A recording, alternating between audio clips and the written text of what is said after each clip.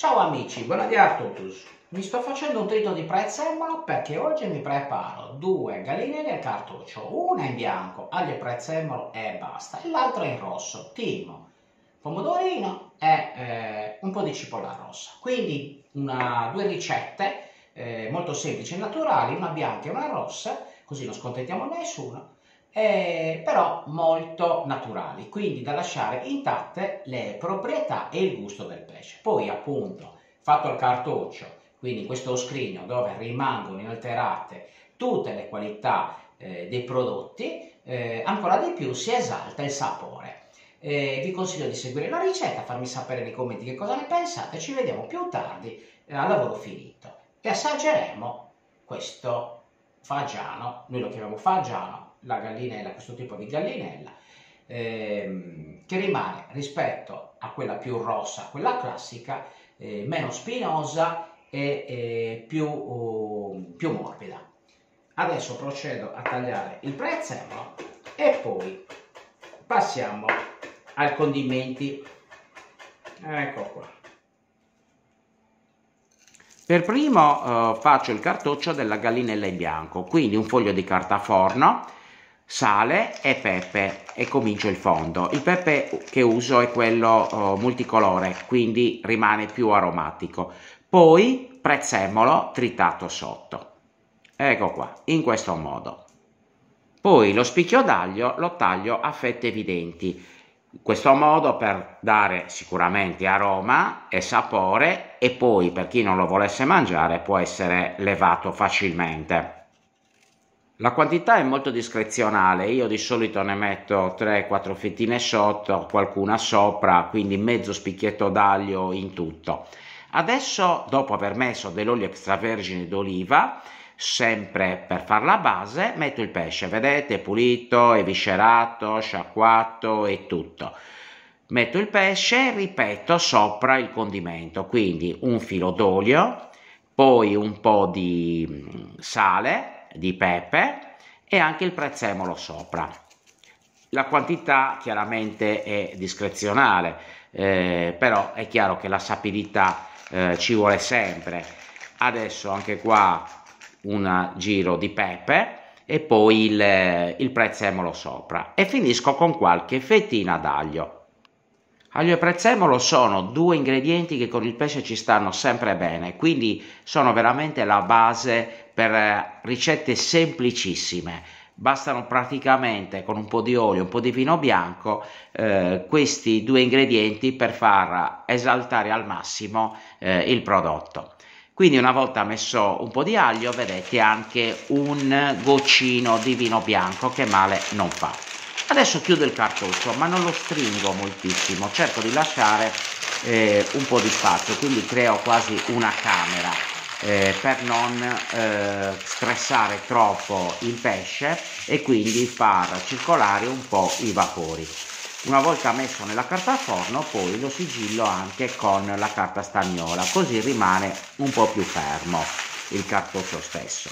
Ecco qua, questo preparato, e adesso mi accingo a preparare l'altra ricetta, quella in rosso. Sempre un foglio di carta a forno sotto, in questo caso col rosso utilizzerò il pomodoro, il timo e la cipolla rossa tagliata sottilissima. Quindi base di sale come sempre, sempre un po' di pepe, utilizzo in questo caso un aromatico multicolore, ma si può usare anche un pepe semplice, meglio utilizzare magari un bianco piuttosto che un pepe nero perché rimane un pochettino più leggero. Filo d'olio extravergine e poi dispongo la cipolla sottile, tagliata sottile. Si può usare anche un porro oppure anche uno scalogno. In questo caso avevo una cipolla rossa dolce, quindi non eccessivamente forte, e andava benissimo per questo cartoccio.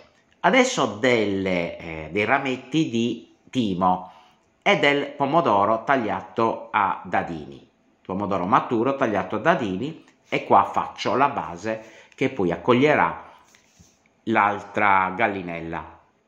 Stesso discorso che ho fatto precedentemente con l'aglio e il prezzemolo, anche il pomodoro è uno di quegli elementi fondamentali per la cucina del pesce. Ecco qua il pesce già lavato, eviscerato, pulito per bene e lo poggio. Ripeto lo stesso condimento anche sopra con un filo d'olio extravergine d'oliva. È importante sempre utilizzare, lo ricordo sempre, olio extravergine buono, italiano, anche se costa un po' di più, però sicuramente ne vale la pena.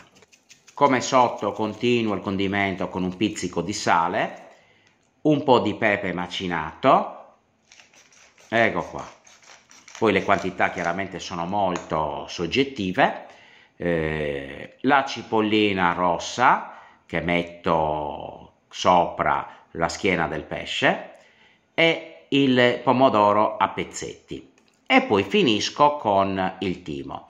Quindi in questo caso la differenza rispetto a prima è che è un po' più aromatico, utilizzando un'erba aromatica come il timo, che ci sta benissimo col pesce, anche se poco usato, e poi i pezzetti di pomodoro che danno quel colorino rossiccio al tutto, e poi chiaramente anche il sapore particolare del pomodoro. Una volta disposto questo, poi chiudo il cartoccio e anche questo lo avvolgo nella carta stagnola. Un goccino di vino, una lacrimuccia di vino per dare un po' di asprigno. Ecco qua. E adesso chiudo il cartoccio sempre senza stressare il pesce, cioè non lo stringo più di tanto, ma lascio praticamente una camera di cottura a mo' di caramella, così i vapori riescono proprio a uniformarsi meglio all'interno dello scrigno. Ecco qua. Adesso carta stagnola, così tiene fermo tutto. Consiglio sempre di utilizzare questo sistema per evitare di fare il cartoccio direttamente con la stagnola. Diciamo che potrebbe essere un pochettino più salutare che non utilizzare direttamente la carta stagnola a contatto con l'alimento. Adesso metto i cartocci in una teglia e faccio un fondo con acqua, questo per creare nella camera del forno un po' di umidità, e poi riscaldandosi l'acqua facilita anche la cottura della base del cartoccio. Tempo di cottura di questi due pesci, che non erano grandissimi, 30 minuti a 180 partendo da forno freddo. Questo è il risultato, guardate, bellissimi, coloratissimi, profumatissimi, veramente belli anche da vedere, da presentare.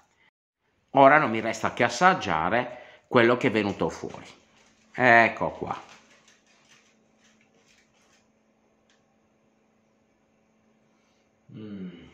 Il primo, timo, pomodoro e cipolla rossa.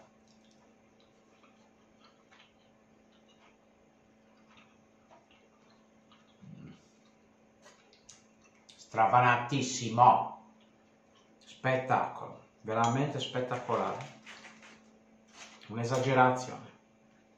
Andiamo sull'altro.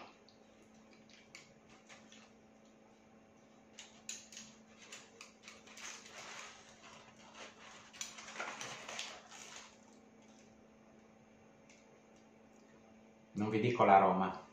Aglio e prezzemolo. Stop.